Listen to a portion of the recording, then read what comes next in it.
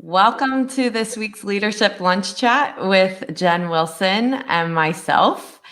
And this week, we are very excited for AICPA Engage next week and the session that we're going to be doing together about generous leadership. This has really been what do you think? When did we start this? Almost 2 years ago?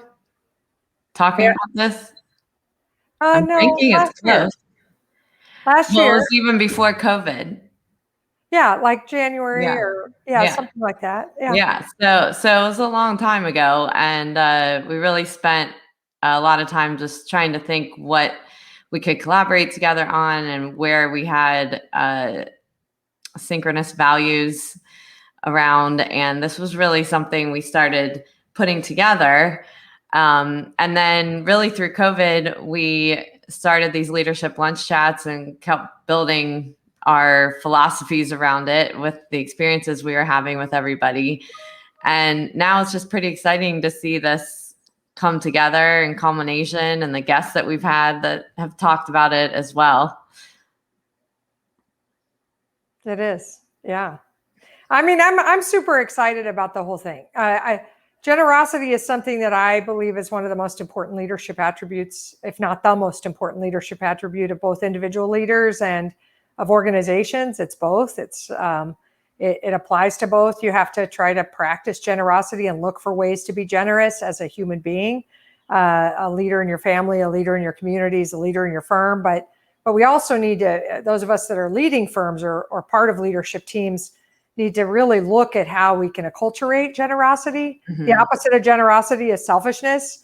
Yeah. And none of us wants to, would ever be like, I think it's okay to have a culture of some selfishness, so none of us would ever say that, but we're not very intentional about let's have a culture of generosity. So I love the subject, and I love how everything has come together. You used the word synchronicity, and I think that's exactly right. The universe has continued to push you and I in that direction in everything we've been doing. And then when we had our guests come and they shared, Joey and Tiffany and Randy, and they shared their stories and they shared their thoughts.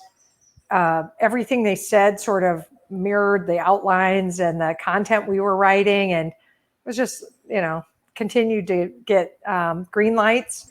I was in Kentucky this week with a firm, a great firm, a really progressive, change-ready firm. And they wanted me to come and talk to senior manager and up in their firm about what got you here won't get you there. That's what session that we do. And it was all about business model changes. And it was really interesting because one of the things we had to talk about was generosity. It comes up all the time, whether I put it in materials or bring it up, or whether we start talking about things like delegation, something simple like delegation and leverage and how to push work down and how to give away big opportunities to your younger people so they can really get better. It's not just a mechanical process delegation, and it's not just a natural process, but it also is a process of generosity. And so anyway, it comes up continuously. So I can't wait to go to engage with you and get up there and talk about it a little bit with an audience and get all their perspectives. Hopefully, if we have mic runners or, some kind of mechanism for them to share with us by showing hands or whatever. So, yeah. I think for so long, a topic like this was seen as too soft or not appropriate for certain, roles and practices and businesses and so forth. And I think, the timing of this is really important because if there's ever been a time to not be selfish and provide that generous leadership, in the three ways that we're talking about, through growth, through giving, and through gratitude. It is something that is permeating in the environment, in the culture, in so many places that I'm talking to, is just with the burnout, with how much I think anyone at any level is stepping back from what they do and going, do I enjoy this? Is this purposeful for me? Am I, does this really provide me what I thought my career was going to do? Does it serve my family? And so forth. And, really the principles that we talk about around this is something that you have to practice. So it can be something that you think, yeah, I do that, or I want to do that. But if you don't actually practice it, if you're not really very honest with yourself, then what happens is you can get complacent and get right back to where you were with strife. So just because right now people are speaking up doesn't mean that this is a short-term issue. This is something that as a leader takes years and years to perfect and improve and keep growing, because you start getting feedback from people and then you know what you need to change as you go forward. For sure. So I took an undergraduate class on strategic planning, and at school a long time ago, and the instructor started the class literally day one, class one, first 15 minutes, and saying the strategy of any entity is to maximize shareholder value. Mm-hmm. And then went on to say other things, and I my brain had a mental seizure during you don't know what they said after. Yeah. Right. I know. I mean, my first reaction was, I don't like this person, Yeah. but then I was like, snap out of it. Not a very generous way of thinking, by the way. But I was like, yeah, that's not the purpose. That can't be the purpose. Who can sign up for that purpose? How would employees sign up? Why do clients get attracted to that purpose? I mean, no way. And so I really do believe that, that the world has changed and nobody wants to have that be the purpose. Yes, we want to maximize shareholder values as one of the objectives, but not the only objective, and certainly not the primary purpose that you would put down. What is your purpose? What is your passion? Why are we working together? Why do we get up every day and work like crazy on all of this wonderful client work and these wonderful opportunities that we have? It can't be just so the shareholders make more money. And so I do think that some firms don't really realize that they haven't, kind of broadened that and included the inclusivity of, hey, generously, this business is supposed to be feeding a whole lot of people's purpose. Mm-hmm. And, and what is that? And what would get you as a group out of bed? I mean, talking yesterday with that group in Kentucky, they had senior manager and up talking about, like, what's it all about? Where are we headed? Right. And not just a small group of strategic planners in a tiny room saying, how can we maximize shareholder value, and how can we, create our strategies going forward, and what should our priorities be in this sort of silo or ivory tower or whatever, selfishly, gosh, we don't want to change those things. That's too hard. We don't want to make those investments. We won't make as much money if we hire all these key people. Those are all terrible ways to run the business or practice. And yet, we keep running into them. And well, I definitely feel like purpose gets misunderstood. It starts drilling into the work and the mechanics versus the heart part of it. And so too many times when I have this discussion with firms, they get in the nitty-gritty of what they don't like versus what they do like, and what makes it, like you said, get up in the morning and excited and so forth. Because when we have purpose behind who we work with and how we work, work doesn't feel like work. And being generous can be that you're being very intentional about the clients that you're bringing into a practice, right? That you're not, like you're saying, shareholder value. Well, a lot of times it's like, well, we have to take every client because we can't turn away money or revenue, but it doesn't feed the purpose. It doesn't feed people's passion.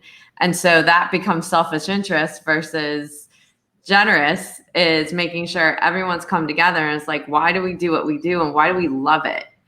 And what, instead of focusing on, well, we're going to tell this client they can't do this, they can't do that. I don't like clients that do this. And that's just what you don't like, but it's not purpose. And so really understanding the industries that you love, the kind of discussions that just don't feel like work. You're like, wow, I feel like more energy than less energy after I got off that phone call with a client or another staff member. Those are the things to really kind of dig into, because it actually then creates a generous culture because you're concerned about what everybody loves to do. Well, and right now there's this huge conversation like, wow, we're going to have to make a lot of capital investments in this business. Should we merge? There's a lot of business model changes that are going to have to happen. Do we really want to weather this storm? Or do we really want to do this? There is some angst out there. And, what I keep trying to call leaders, let's say in the last 10 years of their career that are guiding these ships, through this kind of choppy waters, but with great potential, right. Of great opportunity. I keep trying to say to them, shift from whatever it was that you thought you were supposed to be doing, or that, like, back when you were ladder climbing, you pictured what this summit would be like. You're going to have to let go of that picture. And you're going to need to now create a picture of, like, how could I facilitate building something super sustainable that these people that will be here when I'm gone will love. Mm-hmm. And that will make a huge impact for clients, really difference-making, transformative stuff. And if we could, like, somehow get that as our purpose, Mm-hmm. and if that doesn't totally enroll you, what would that isn't holding on to the way it used to be? Because if that's our purpose, we're in trouble.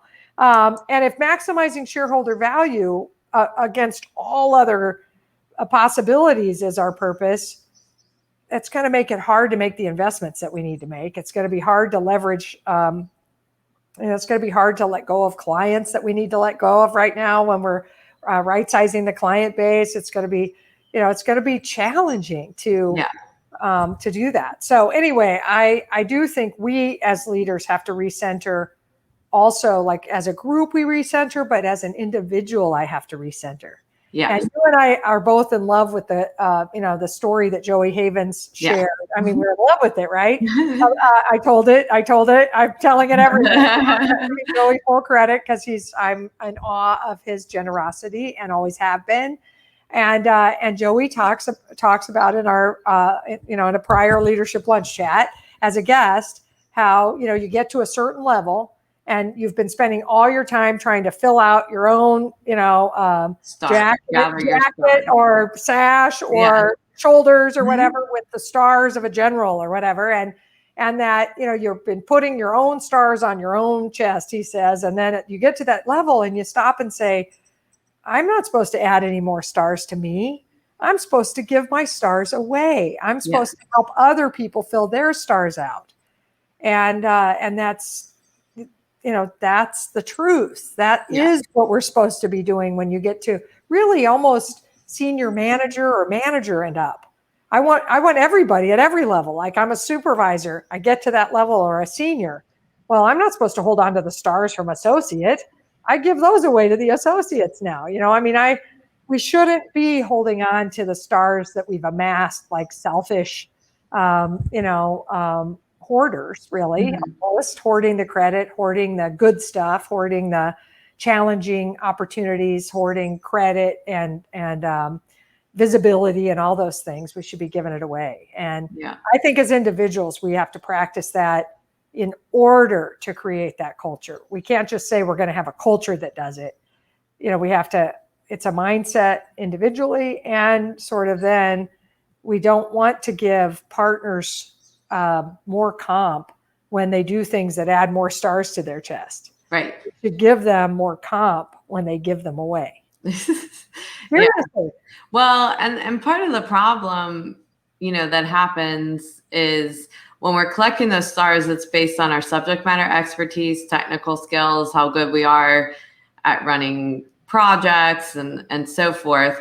But when we shift into other leadership levels, we often are not trained on that shift, and not everybody is good at being a leader. And that is a really important thing to identify in an organization. And again, I think a generous trait is to not make all senior manager position job descriptions equal. So if someone is not a good leader and that isn't in their personality and they really don't enjoy it, you can still be a senior manager with technical expertise that is a really useful person in the practice.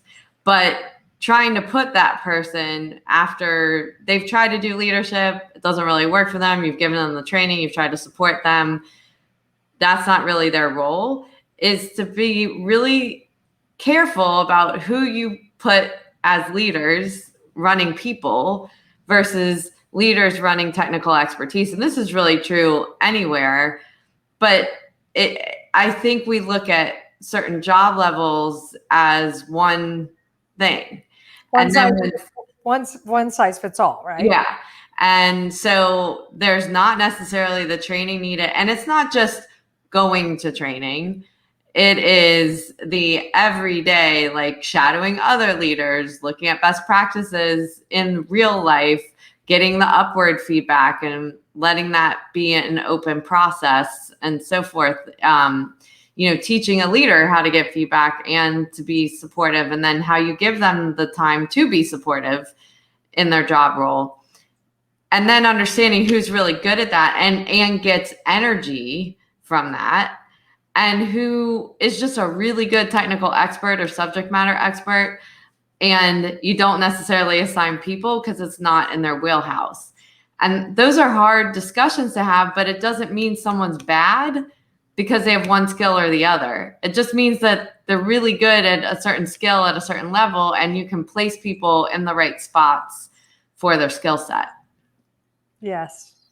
So a long time ago, I wrote I wrote a blog that we should have a 2-track system, and that we should have a technical track and I think I called it a developer track, because it's people developer, it's relational, really. Right. People developers and business developers. And I really believe that, that we should have a 2-track system that starts at the first day to hire in internships, that we identify those developers and that we don't just intern them on technical things.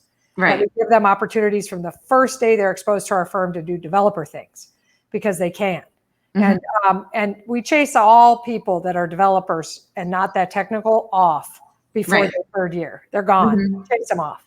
And that's such a huge mistake. Then we wish we had them later, Right. So anyway, I'm on the same page with you. I think that we have to just recognize that we have a little of both. And honestly, we have fewer developers than we have technical people because we chased them all off. Right. If we stop that, we would have more. But right now we have a dearth. We have none. We have very little, very small percentage. So part of our challenge is freeing them up to do developer work, and not, forcing them to be measured by billable technical client service work when they could do business development and people development. Right. And again, a generous culture would say, A, let's be transparent and honest that not everybody is exactly the same. B, let's free up some people and not have them measured on the same mousetrap as the others. Right. And not make either wrong. Right? Not make either wrong. But right now, if you're less billable in most firms, you're not as awesome. And yet, if I'm developing a practice, developing people, developing, referral relationships, developing clients, developing prospects, creating targets, making a name for us, building thought leadership, man, I am awesome, and I should be, valued in the same way, or even more valuable than the technical people who are more prevalent. So anyway, we know that needs to happen, but that requires sort of the letting go of old ways of thinking, and that is a generous thing. It is generous to give up the way that you always believed was so Right. when it becomes clear to you that that doesn't work, instead of just grinding on it. And this group I was with yesterday of leaders, and it was, 50, 60 people, they really, within an hour or two, they would raise an objection, because that's what I was doing, was raising up business model changes and then telling them what I thought should happen, and then saying, what objections do you have? Because I wanted them, and I said, I want you to bring up every thought you have about why this won't work. And they would bring them up. And so after an hour or so of that, with different things we were doing, they would start to say, so here's my objection, but I realize as I'm saying it that I am using old ways of thinking. So like, we can't have a blended work environment because we need the interns and first years in a bullpen where they can help each other. And you know what I mean? And then they were like, but I think as I'm saying it, and it was so awesome. Sometimes you have to hear yourself out loud. But also just, like the humility maybe of saying, wow, the way I have always thought it would work or should work isn't really valid or something. Right.